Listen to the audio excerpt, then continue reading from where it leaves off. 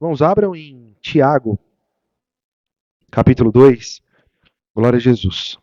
Irmãos, a palavra do Evangelho fala do Novo Testamento, da Nova Aliança, fala do Espírito Santo. O Senhor Jesus disse que o enviaria, que o faria lembrar de todas as coisas. Glória a Jesus. Que o Espírito Santo convenceria o mundo do pecado, da justiça e do juízo, do pecado de não crer em Jesus. Glórias a Jesus. Mas a palavra vem falando, né, irmãos? Nós vamos observando no Evangelho que a palavra vem nos chamando, nos convidando, nos convencendo a se converter, a se arrepender. E quando nós somos convertidos e quando nós nos arrependemos, a palavra vem nos convencendo a permanecer, a perseverar. Os irmãos percebem que a palavra, ela vem nos mostrando a possibilidade de nós cairmos, de nós desanimarmos, de nós retrocedermos. A palavra fala sobre apostasia, fala sobre muitas coisas. Né, irmãos? Que nós percebemos que isso tudo é real. Glória a Jesus. Nós percebemos que o Espírito nos ajuda em todas as coisas. Nós percebemos que se não fosse o poder de Deus, se não fosse o dom de Deus, que é a fé, que foi derramada em nossos corações, pelo que nós lemos e nós entendemos do Evangelho, nós não seríamos capazes, de maneira nenhuma, de sermos salvos. Existe o agir de Deus, existe o poder de Deus, existe o dom de Deus, o dom da fé. Mas o homem, ele dá o passo. Ele ouve, ele crê, mas muitos amam mais as trevas do que a luz, como diz a palavra. Então os irmãos percebem na conversa mesmo de Jesus com Nicodemos, quando ele vai falar sobre aqueles que não vêm para a luz para que as suas obras mas não sejam manifestas, né? Então, a palavra, ela vem dizendo, né, irmãos, que as pessoas tomam decisões. Então, existe até um debate teológico que fala sobre o livre-arbítrio, né? Livre-arbítrio é o livre julgamento, onde você ouve e você, dentro de você, julga se aquilo é bom ou não, se aquilo é certo ou não, se você quer aquilo ou não. Ou seja, Deus não te força, Deus não te arrasta para dentro da igreja, Deus não te arrasta para dentro do reino. Você ouve, você recebe o dom da fé, mas dentro de você ainda existe a capacidade, a possibilidade de você rejeitar. Não é? Então, quando a gente fala de livre-arbítrio, eu acho sempre importante a gente lembrar também que o Evangelho diz que o Deus desse século, ele cega o entendimento dos incrédulos, para que não lhes resplandeça a glória do Evangelho, do Filho de Deus. Né? Nós vemos o Evangelho revelando que nós fazíamos a vontade da carne e dos pensamentos, que isso tudo era segundo o Deus desse século, o príncipe desse mundo. Então, dá para perceber também que o homem, apesar de ele ter um poder de decisão, um poder de optar por seguir a Cristo ou seguir fazendo as suas próprias vontades, nós vemos também o homem sendo conduzido, o homem sendo guiado a fazer o mal, tentado a fazer o mal.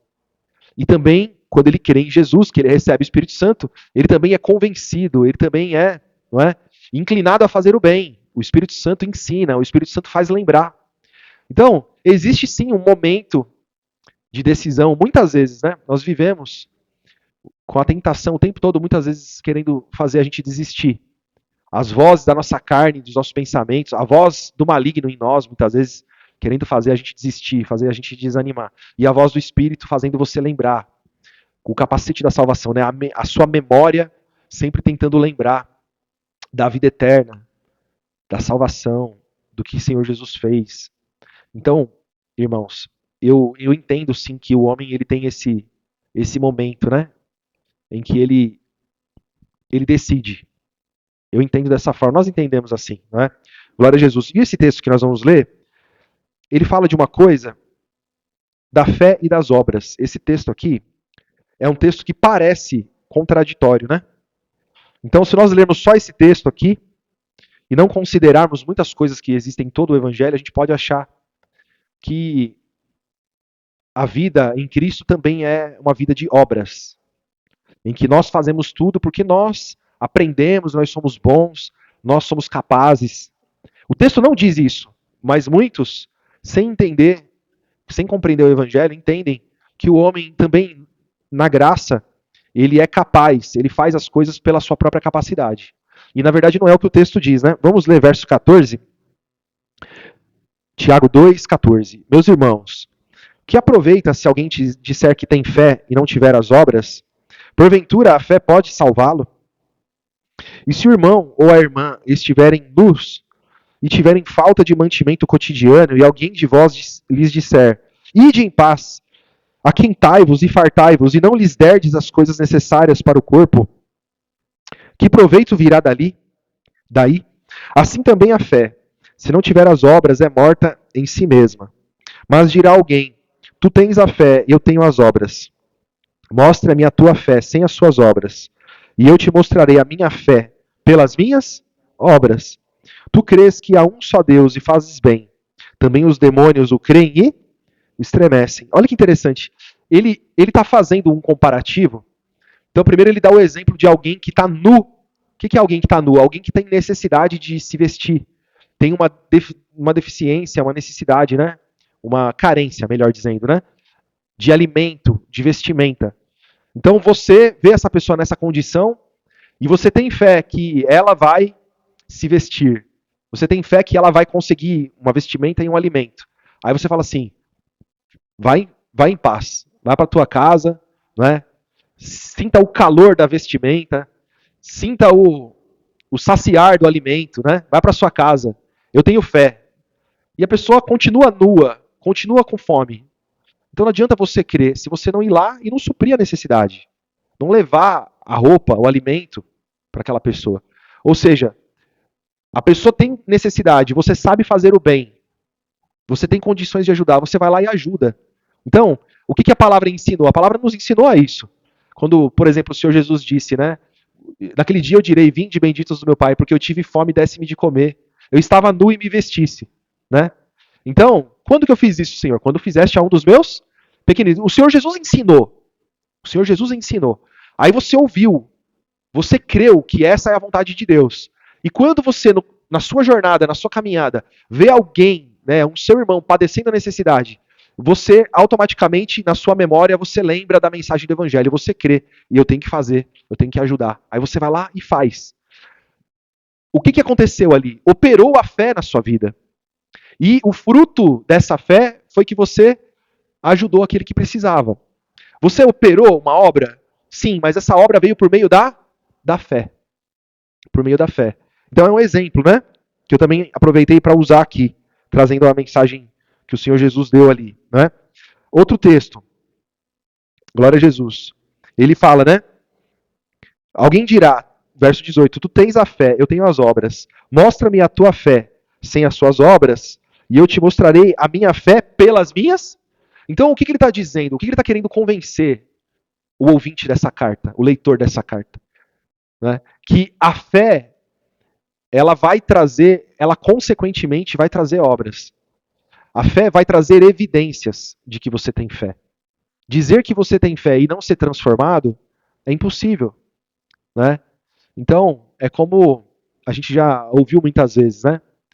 Você nunca vai chegar na igreja dizendo assim, olha, estava vindo para cá e num cruzamento dei de frente com uma jamanta, né? Bati de frente com a jamanta, ela passou por cima do meu carro, pareceu um papelão, né? O meu carro. E aí você está aqui dentro da igreja, alguém olha para você e fala assim, não, mas como assim? O que aconteceu? Porque eu estou vendo você inteiro aí, né? É a mesma coisa, você ter um encontro com Jesus, você ouvir a palavra de Jesus e não mudar nada a sua vida. Uma carreta bater de frente com o seu carro vai moer o seu carro, vai te trazer muito, com certeza, muitos ferimentos, né? Se você não morrer, vai ser por um milagre. Mas é um encontro, né? Que vai mudar completamente. Você não vai continuar, o seu carro e você não vão continuar mais do mesmo jeito.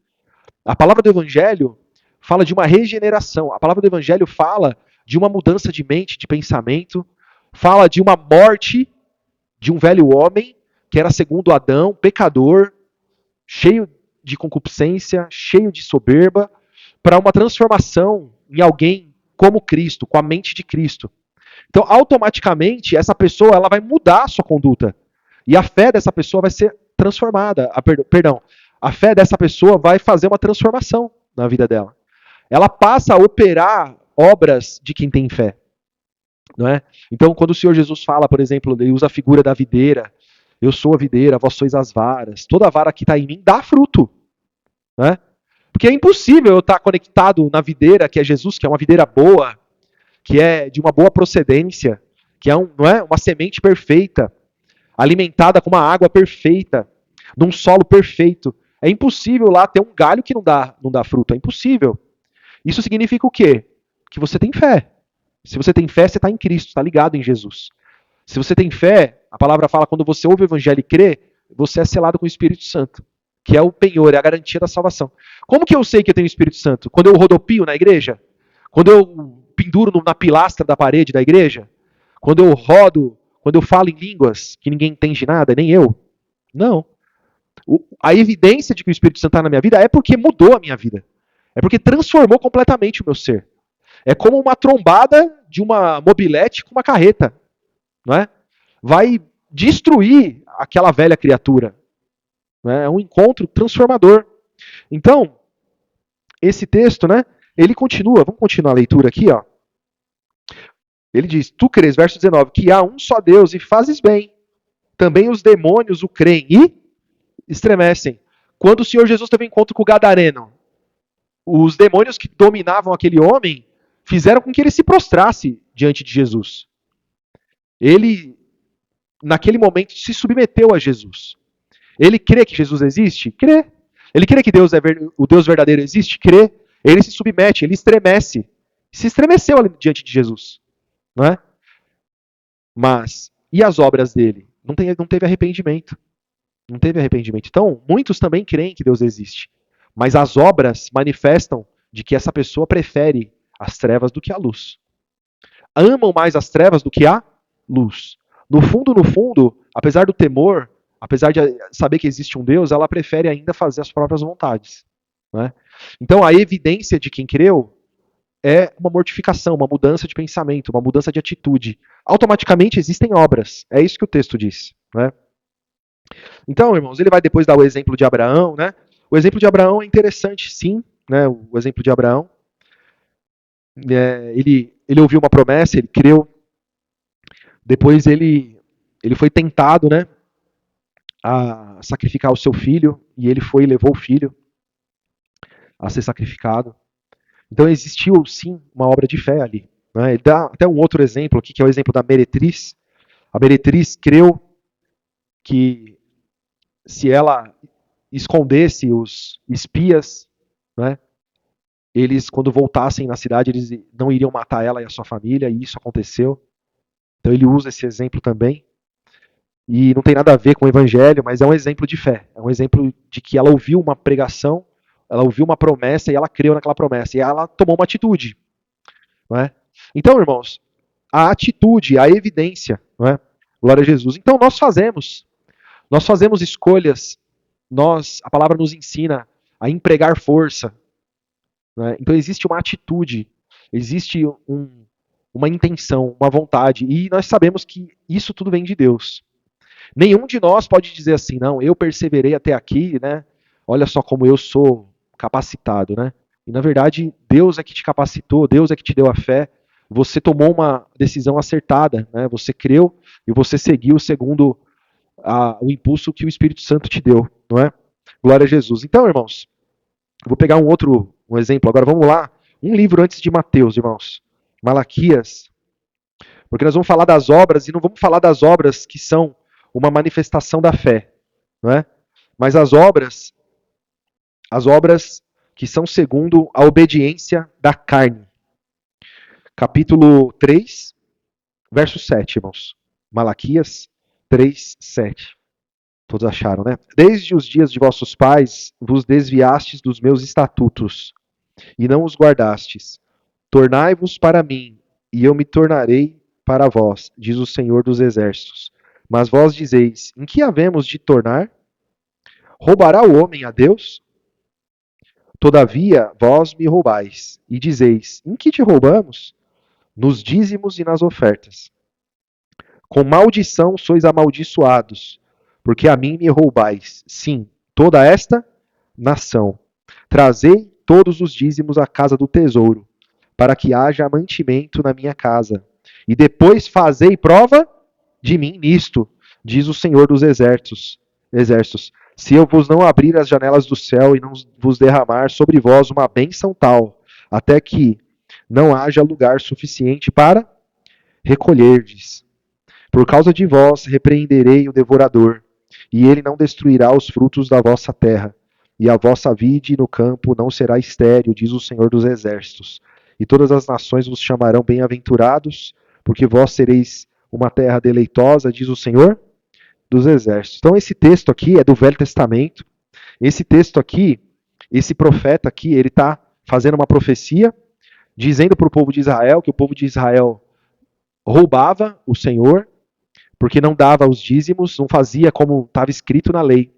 Não é? Isso aqui, irmãos, é uma palavra que, sem dúvida nenhuma, é necessário que eles tivessem fé para acreditar nisso. Não é? Eles tinham que ter fé para acreditar nisso. Vamos voltar lá em Êxodo. Êxodo 19, irmãos. Mas esses homens, eles não tinham o Espírito Santo. Esses homens não tinham o dom da fé.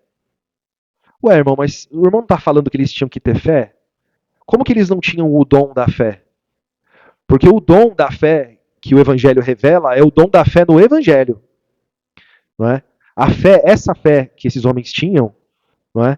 Era uma fé, como mesmo a palavra diz, uma fé morta, né? Por quê? Por causa das obras. Então, eles tinham que agir segundo o conhecimento e a capacidade deles. Então, era a capacidade deles de crer, a capacidade deles de operar as obras. Né? No verso 19, capítulo 19, verso 1 de Êxodo, diz assim, ó: ao terceiro mês da saída dos filhos de Israel da terra do Egito, no mesmo dia, chegaram ao deserto de Sinai, porque partiram de Refidim e entraram no deserto de Sinai, onde se acamparam. Israel, pois, ali se acampou em frente ao monte. E subiu Moisés a Deus, e o Senhor o chamou do monte, dizendo: assim falarás à casa de Jacó, e anunciarás aos filhos de Israel: vós tendes visto o que eu fiz aos egípcios, como vos levei sobre as asas das águias, e vos trouxe a mim. Agora, pois, se diligentemente ouvirdes a minha voz, e guardar a minha aliança, então sereis a minha propriedade peculiar, dentre todos os povos, porque toda a terra é minha. E vós me sereis um reino sacerdotal e um povo santo. Estas são as palavras que falarás aos filhos de Israel. Então, Moisés falou ao povo, né, e o verso 8 diz assim, ó: então todo o povo respondeu a uma voz e disse: tudo o que o Senhor tem falado faremos. E relatou Moisés ao Senhor as palavras. Então Moisés fez um meio de campo ali, é o mediador, né? Ele falou, ó, vai lá e fala isso pro povo, que se eles cumprirem diligentemente, o que é isso? É cumprir exatamente, cumprir com esforço, com diligência, com temor, né? Serem fiéis em cumprir essa aliança, guardar essa aliança. Vocês vão ser um povo peculiar. Só está escrito aqui? Não. Se os irmãos olharem em outros textos, em Deuteronômio 28, por exemplo. Se vocês cumprirem, vocês vão receber todas essas bênçãos. Se vocês não cumprirem, vocês vão receber 5 vezes mais maldições. Está escrito lá em Deuteronômio 28. E descrito lá muitas coisas. Inclusive, eu estava lendo hoje, né? Inclusive, que a mulher iria comer o próprio filho de tanta fome que ela ia sentir. Ia preparar o próprio filho e comer. Está escrito lá. Né? E se cumpriu lá, está lá em Lamentações de Jeremias. Né? Se cumpriu na vida do povo de Israel. Então, o homem também recebeu uma palavra, recebeu uma aliança lá no deserto, o povo de Israel. Só que não recebeu o dom da fé, que fala no Evangelho. Não recebeu o Espírito Santo. O homem não foi renovado, uma nova criatura em Cristo Jesus. Então ele vivia segundo as suas próprias obras. Se ele conseguisse cumprir, ele era bendito. Se ele fizesse tudo o que estava escrito, como nós lemos lá em Malaquias, onde ele fala pontualmente do dízimo, que é o que as igrejas pregam, né? Se você me der o dízimo, aí então você vai ser abençoado, as nações vão ver que você é abençoado. Mas como você me rouba, como você não me dá, então é por isso que eu destruo a sua família, eu destruo sua casa. É o que ele disse ali.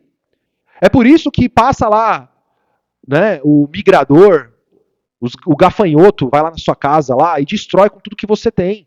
É por isso que o seu dinheiro ele não rende, porque você não faz. Então a culpa é sua, não é? E o cristão, irmãos, o cristão, ele não atribui nem as bênçãos e tudo aquilo que opera na vida dele através da fé, porque não vem dele. Então os irmãos estão entendendo? A palavra está nos ensinando, está nos fazendo compreender que em Jesus Cristo tudo é feito nele. Tudo é feito pela obra de Cristo, pela fé, o operar de Deus. Nós, claro, cremos, guardamos, somos convencidos pelo poder de Deus a decidir por Cristo, a nos inclinar ao Espírito. E quando as coisas acontecem, eu não me louvo.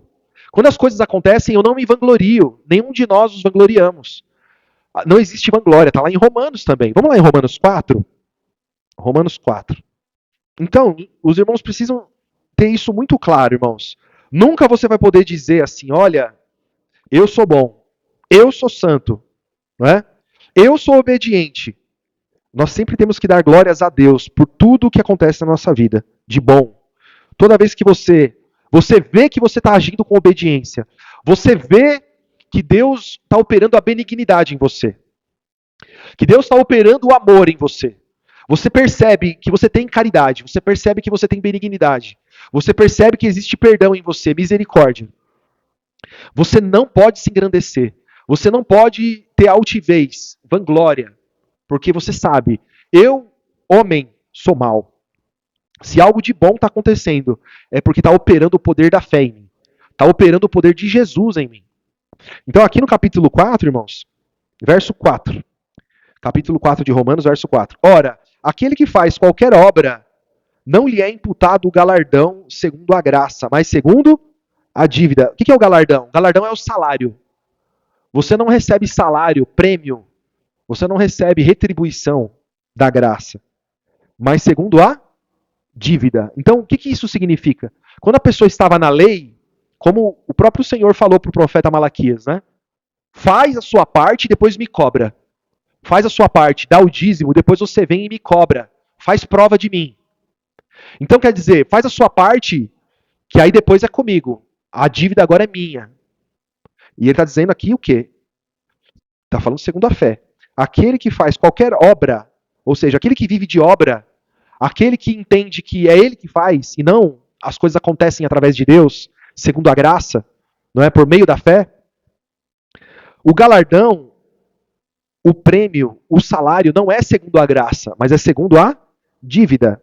Mas aquele que não pratica, ou seja, aquele que não vive por si mesmo, aquele que não confia na própria carne, aquele que não confia no próprio braço, na própria capacidade, mas aquele que confia em Deus, aquele que vive pela fé, aquele que é conduzido pela graça, né? Verso 5, mas aquele que não pratica, mas crê naquele que justifica o ímpio, a sua fé lhe é imputada como justiça. E aí aqui também ele vai usar as figuras do Velho Testamento. Vai falar de Davi, vai falar de Abraão, né? Então, irmãos, eu não quero me estender muito aqui no texto, né? Até que o nosso horário já foi, inclusive, né? Glória a Jesus. Vamos finalizar em Tito. Tá? Depois de 2 Timóteo, irmãos. Os irmãos acharem Hebreus aí, volta um pouquinho. Antes de Filemão. Depois de 2 Timóteo. Capítulo 2. Então a palavra, irmãos, ela parece ser até um pouco complicada nesse sentido. Né? Mas é um fato, irmãos. É um fato. O homem, ele tem dentro dele essa, muitas vezes, né? Essa busca por se vangloriar. O homem, ele é muitas vezes competitivo. Então, por que existe muitas vezes competição entre irmãos? Porque existe vanglória. Porque um não enxerga o outro irmão como superior a si mesmo, como diz a palavra. Né? Ele primeiro olha para as obras, ele se acha bom, ele se acha capaz, eu toco melhor, eu louvo melhor, eu prego melhor. E aí já não é mais ele. Perdão, já não é mais o Espírito, já é ele. Porque se ele entende que tudo que acontece nele é o Espírito, se tudo que acontece de bom, se toda obra de justiça, se todo o agir da graça que acontece na vida dele não é ele, mas é Deus agindo nele, ele nunca vai ter esse pensamento. Ele nunca vai se comparar com outro irmão. Ele nunca vai se colocar em pé de disputa com outro irmão. Isso vem da lei, isso vem da carne. Isso daí é concupiscência. Então a palavra nos ensina, irmãos, por que a palavra ensina isso? Considere-se um ao outro superior a si mesmo. Não é? Por que eu tenho que considerar o meu irmão superior a mim mesmo? Porque a palavra está me convencendo, a palavra está me mostrando, está me ensinando que esse sentimento não é de Deus, sentimento de comparação, de competição não é de Deus. Não é? Então aqui, vamos ler a partir do verso 6. Exorta semelhantemente aos jovens que sejam moderados. Verso 7. Em tudo te dá por exemplo de boas obras. Na doutrina mostra incorrupção, gravidade, sinceridade, linguagem sã e irrepreensível, para que o adversário se envergonhe, não tendo nenhum mal que dizer de vós. Então, os irmãos percebem que o apóstolo Paulo está convencendo Tito a ter boas obras. Mas como que ele vai ter boas obras? A palavra está ensinando ele que ele tem que ser exemplo para os outros. Tito, seja exemplo, não é? E ele dá aqui alguns atributos, né, que ele deve manifestar. Como que é isso, irmãos? É buscando de Deus. Você busca a Deus, eu preciso ser. Você lembra do evangelho, você lembra da palavra, você lembra do exemplo dos irmãos. No caso dele, lembrar do apóstolo Paulo, para que a palavra opere nele, para que o Espírito Santo opere e ele seja dessa forma. Entendeu? Parece a mesma coisa, mas não é. Então, se você só decorar o evangelho, se você só decorar a palavra e na hora que as coisas forem acontecer, você tiver por si mesmo e não tiver dentro de você um quebrantamento, não tiver dentro de você uma consciência, eu preciso do Espírito Santo para operar essas coisas.